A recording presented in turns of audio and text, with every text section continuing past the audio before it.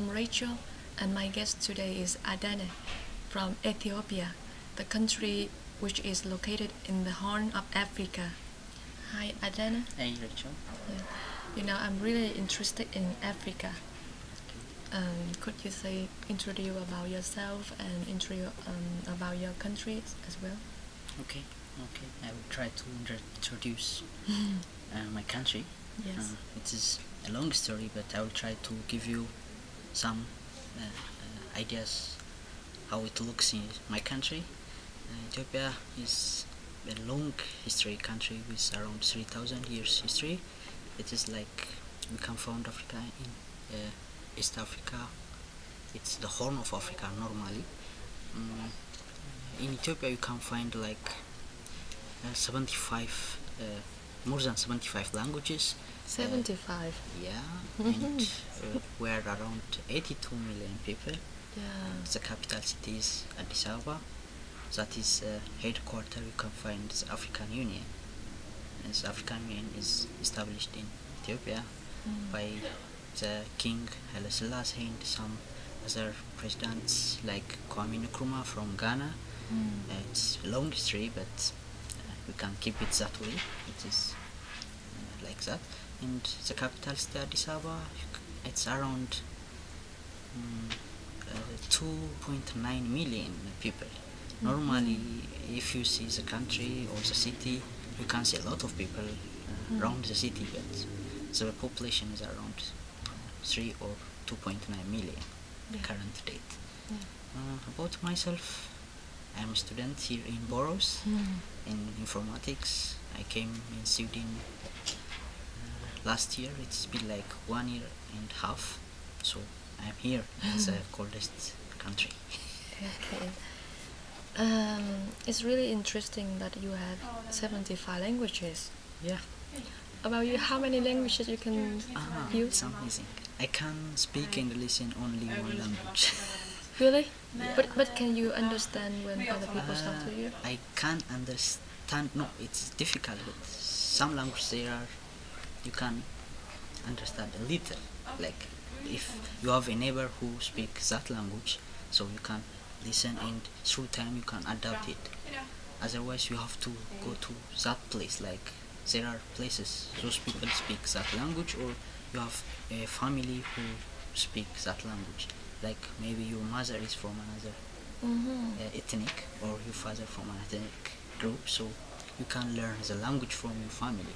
Otherwise you can speak, especially in my place, especially around us, we speak Amharic, but there are people who speak Oromifa, Tigrinya and Guraginya, but I don't know the other languages.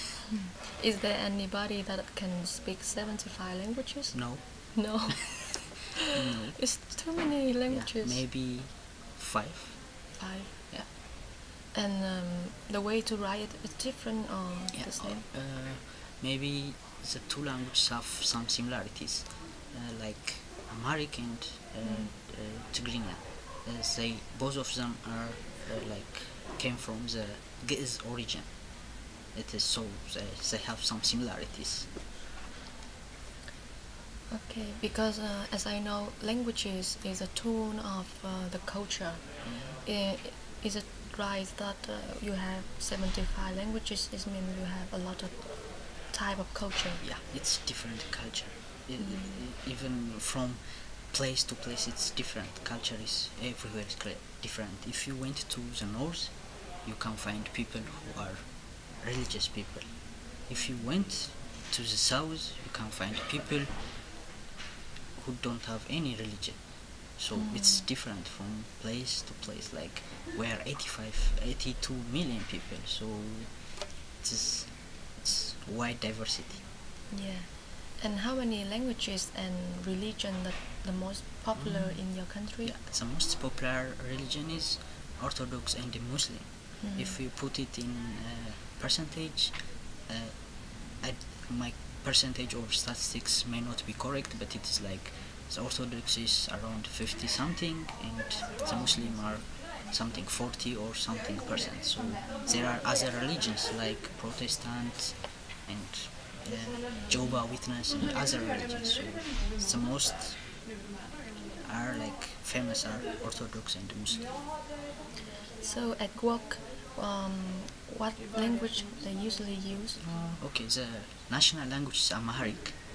So many people speak and understand that language because we use that language more than a long time ago. So it's all over the country. You can find someone in the southern part who speak Amharic. You can find someone in the north who can speak Amharic. So it's How about English? well, English is nowadays. I think many people from KG or upper KG they start learning English. In my time, it's different. You can learn from some level. You start English from some level, so you can say the people somehow understand or know English. I mean, not the whole people. The people who educated, they understand English and they can use it for. Some of people use it for everyday transaction or something. If you went to the international airport, Pole, you can find people who speak English for every day. Okay. So we don't have any problem if we go to your country and we only know English. No problem. Yeah, every foreigners come to Ethiopia with his English knowledge, not Amharic. So there are a lot of people who teach English and who knows English, who write book in English. So you don't have to worry about I have to learn Amharic. No way. You can be in Addis Ababa or any place in Ethiopia. So there is someone who speaks English with you. And another question is, your country is really famous in agriculture, is that right? Yeah, it is. We use agriculture as 82% of the population is farmer. So it is like our life, our families, our grandfathers, they do this thing. So still now it is 82%. So if you want like to participate in agriculture, that is the best way. Like you can see the industries in Ethiopia, they are not grown up. But if you have the investment, like the ideas or the initiations, you can participate in the agriculture industry. So that can be profitable and some thing for new investors or foreigners who want to come and participate in the agriculture industry. Yes, my country, Vietnam, is also famous in agriculture. Okay. And I think for such a country like that, it's really good to do business in import and export. Okay. And if I could you give some advice about if this is the first time I come to your country to how to build a relationship, how to start a business things? Could you give some advice? Yeah, like it's your first time, as it's your first time, it will be somehow confusing or different because Everything will be very new. because we have different culture and different business perspective. It's depend from place to place, but in general, we accept any party or any company from outside the country who wants to work in Ethiopia, especially the current government or any government previously have their own rules on business, how you operate in the country. So you have to, when you arrive, you have to know what is the rules and the regulations that you participate in the business, like power and supply, like power and energy supply. There are some parties that are not allowed for foreigners or any investors, like power and electricity. That is for the government, not for any private investors. So you have to know which part of business you are engaged. So after that, you are welcome. As it says, Ethiopian people are welcoming, so you can easily participate on the business. Then you can get profit, or you can you can be settled in Addis Ababa as big company.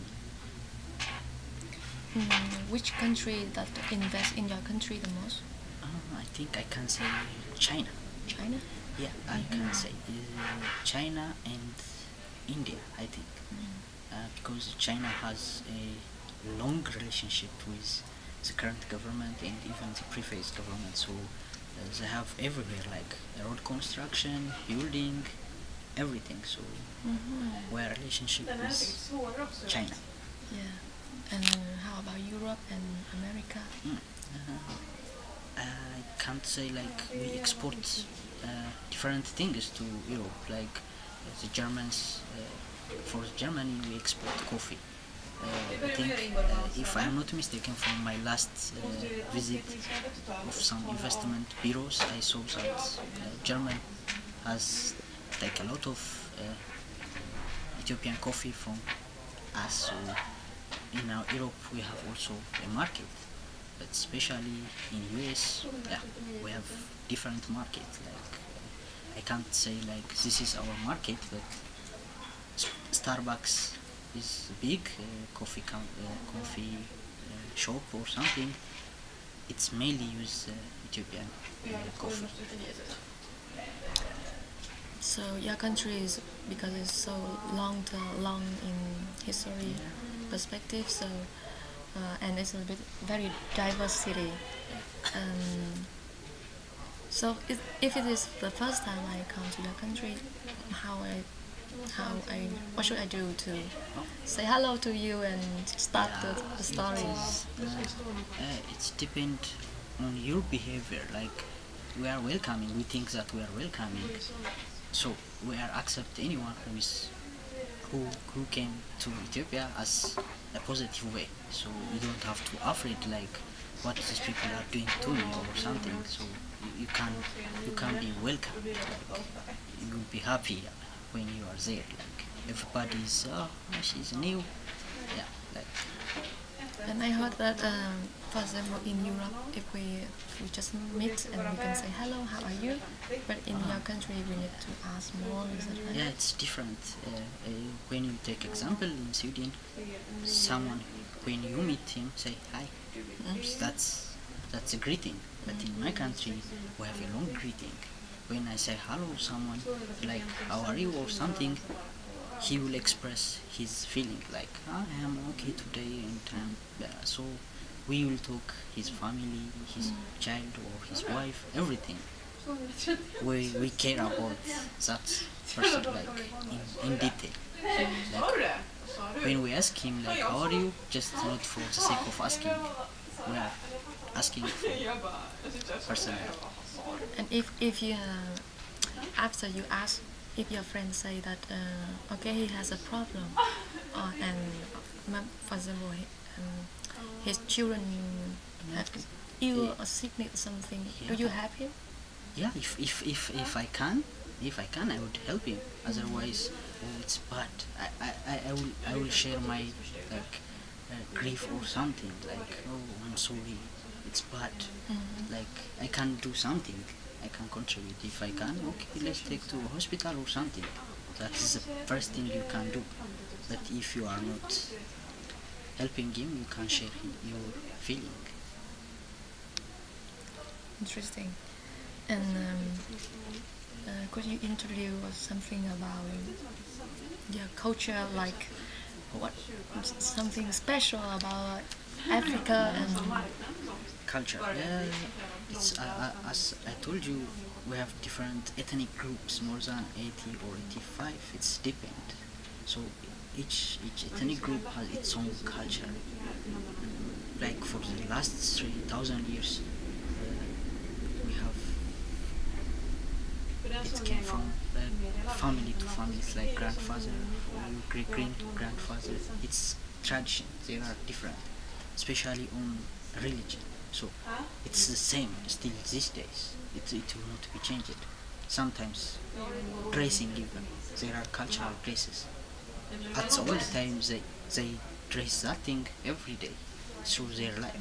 Now it will be changed somehow, and you will see that dress in the like holidays. So it's a culture. It's come through year and year. It is the same. So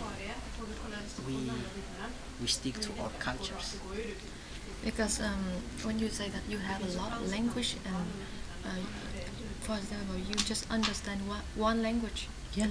in your country, so it means that you have 82 million people, but it's separate in different groups. So and you celebrate holiday different. Like New Year is the same. There are religious holidays that you can find all over the country, but there are some places who have their New Year even. Like it's not on the calendar, but they celebrate their New Year someday. They have their own, like they count by their own calendar. But the national system is that we have New Year in September 11, so everybody celebrate New Year in September 11. That's the way. We have one thing. Like What else? I don't. It's difficult to explain about Ethiopia by. I'm not a historian, or I'm just a student, so I try to give some idea about my country. I think so that would be enough or little. Let's see what else.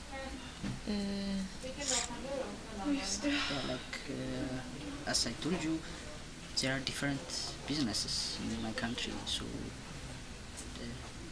like power and energy, that's for the government, but you can get a mining places like gold mine or something, so that would not be a problem. But energy with electricity, no. And you can find another businesses like exporting, importing. Like I told you, we are number 6 rank in the world in exporting coffee. So there are market space in our country. I think if you come to Ethiopia and open some market or business, that would be welcoming. Because actually my knowledge about Africa is not much. I just visit only Egypt. Egypt. And what I have seen there is the role of the woman in the society. Could you just say something about Woman. The role of woman in the society and especially at work? Yeah, it's different from place to place. We say they are equal. I think they are equal, but some people they don't believe that they equality.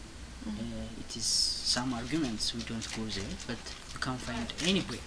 Like there are soldiers, there are doctors, there are engineers everywhere. If you go to Ethiopia, you can find everywhere a lot of women who are in the top priority, who are working with equally with the men. So it's not a problem for in my country this kind of issue. But there are some kind of issues like it's because of culture and religion. For example, I have some friend that Muslim, Yeah. and all the women have to cover their hair and all of their body. In Ethiopia? No. No, Yeah. it means Muslim people Yeah, in your country don't have it's to. her right. If she wants to cover herself with hijab or something, it's her right. But I have a lot of Muslim friends. You have the right to do that. It's not a must because we are not like a Muslim country. Like there are country like if you went to Iran, you have to wear. It's a must. Yeah, but for us, you can't wear anything. Because when I was in Egypt, I walk because I was traveling. That's why I go around the street a lot, and I almost see just men. The number of women is very few, and you see, I'm really. It's interesting because you see the store, the clothes store for almost men. No store for women. Yeah, maybe. Is it the same in your country? I don't think so. Mm-hmm. It's. I think even the number of females in the population is more. So in my country, I can definitely say it's different. You can find a lot of women in the road, like everywhere. So thank you for your time. Thank you. Thank you for your interesting information. Okay. I think I share you some ideas. Thank you.